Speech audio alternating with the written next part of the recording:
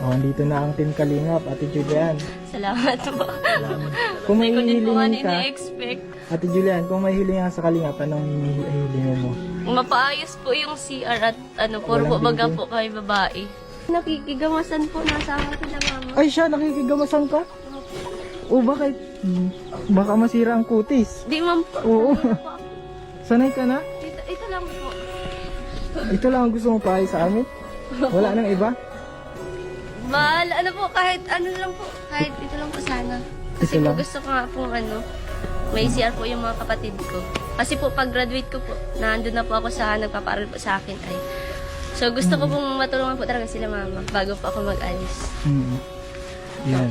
Bago ka mag-alis, saan ka pupunta? Mapunta po ako dun sa nagpaparal po sa akin at ma-college na po ako.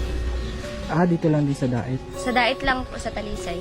Ah, pero bago ka umalis, gusto mo mapaano? Opo, lalong-lalo na po itong CR at puro po baga babae.